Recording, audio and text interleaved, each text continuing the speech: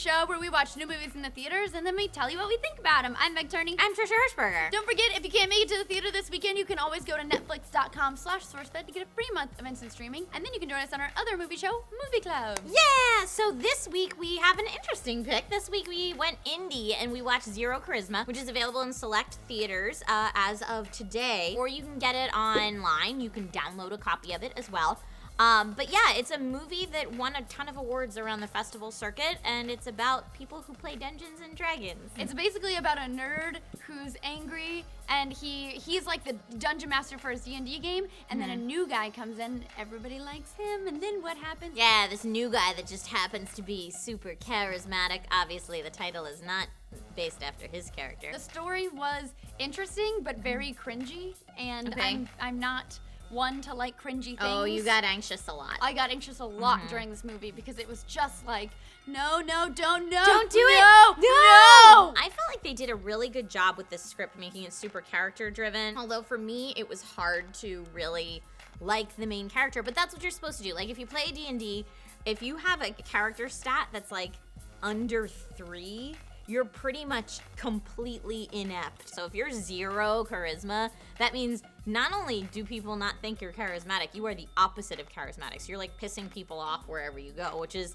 essentially what happens for our main character. And there's definitely ways that you can relate to him, but it's hard. It's hard to really like your protagonist, but I do think that it's accurate. We've all met people like that, so I think the writing did a really good job portraying something that could happen in real life as opposed to just like fanfare. So the movie stars Sam Eidson, who did a great job. I think he was like very believable. He made me cringe, but that's because he was doing his job as an actor. And I thought the acting all the way around was pretty well done, actually. And the guy who plays his arch nemesis did a really good job too. So the film's an indie film, and you can kind of see that in the sets and the way that they do things. It's all very kind of low budge, but that adds to the film. I mean, it seems very much like this is what someone's house would look like, and this is what it would look like they're just hanging out together. So I think it really actually did the film a service that, there weren't any like crazy like cinematography moments or like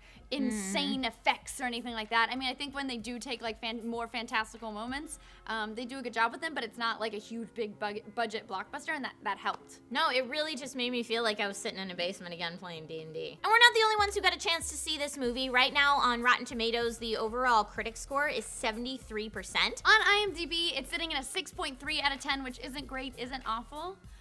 For my final thoughts, I thought the story was a cool idea. I love the idea of table gaming, and I thought it was very real and well done. But the story was so cringy, and it made me uncomfortable that I actually got up twice during the movie to say, I don't think I can watch this anymore, and then I just paced around the television until I did continue to watch it. So I got through the whole movie, but it was very cringy, and not in a way that I felt like ever really made me like, oh, I really connected with it in the end. So I'm gonna give this one a 6 out of 10. So you're not buying it on Blu-ray and repeat watching at your house. For me, my final thoughts, I loved that there was a movie made about this culture in general. As someone who plays D&D and played it all throughout high school, and I mean, it's something that does take up a lot of time for a lot of different people, and it's something that's not really acknowledged even in, I guess you could call it geek chic nerd culture. D&D is still kind of a thing that's a little pushed to the side, so it was really nice to see that highlighted. I think Sam Eidson does a great job portraying the lead protagonist.